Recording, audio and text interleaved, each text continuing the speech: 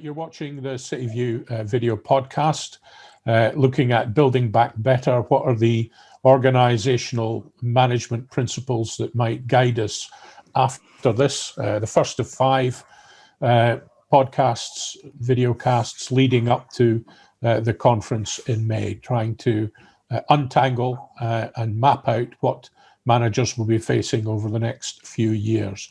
We're now joined by Debbie Simpson, who is the Chief Executive Officer of the Institute of Continuous Improvement in Public Services. And Debbie has worked across government in DEFRA on procurement, shared services. She's worked in these new West Midlands Combined Authority.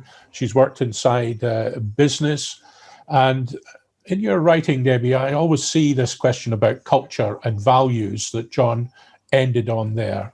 Can I ask you just to say a few words reflecting on what John said, but also what you're picking up in your networks for managers who are living through this period and perhaps beginning to think about how they will come out the other side, whether they're having a beverage moment or not. So, Debbie, over to you. Thanks, Neil. I think they certainly are having a beverage moment. COVID has to be seen as one of the most seismic events for change that we've seen, certainly as far as I can remember, and I feel quite old at the moment.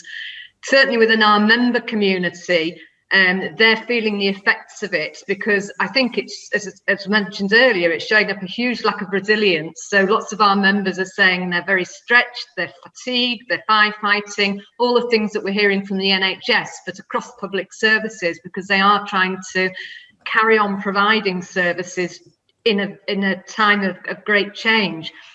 I think it's also shown up, from what I understand, is quite a lot of questions over the level of support that they're providing to citizens. We've heard about school meals, homelessness, etc. And some of our members are charities that have grown on the back of that to try and plug the gaps in public service provision. So that's a really interesting dynamic that's coming out of it. At the same time, I think there's a huge amount of innovation going on. And there's an awful lot of change happening at grassroots levels. And that's quite new, because up till the time of COVID, we found one of the biggest barriers to change was actually bureaucracy. And that seems to have been pushed to one side. And the culture within organisations does seem to be changing to enabling the employees to take far more grassroots action to bring about change, and meaningful change as well.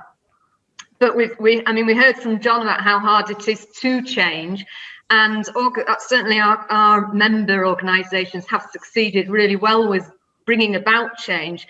But I think one of their big challenges moving forward is going to be how to keep some of the good initiatives that have come about as a result of COVID, and then to combine it with the good things that we did before, such as the creativity and the personal interaction. So we have a new way of delivering and a new way of approaching change. I personally was really pleased to hear from John about the cross-party collaboration.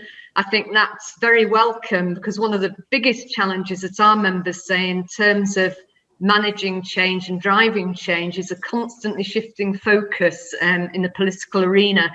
So where we get this collaboration and a single focus on an issue, I think it will no doubt be welcomed and help to get some meaningful and lasting changes in place.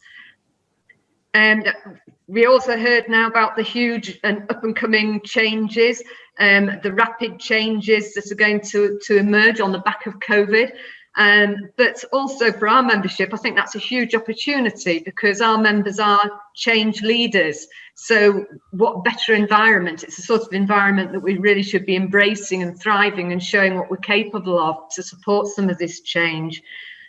And I think there's new thinking as well in terms of the changes that we bring about, and this radical shift that John was talking about in terms of central versus local role. And trying to sort out the patchwork of accountabilities. Again, I think all of those sorts of changes that are coming through are going to make everybody sit back and think, well, what is the difference between the central role that people are currently providing as opposed to the local demand that there's going to be moving forward? So all of this, I mean, it's music to my ears because it's what I thrive on: change and diversity and making things better and, you know, giving extra value for money, really. So it's great, but it's going to force quite a lot of rethinking, I think, in terms of organisations top to bottom and their cultures and how they embrace this and how there's more collaboration with between different organisations to bring about some of this change. So I think it's going to be a huge shift for everybody.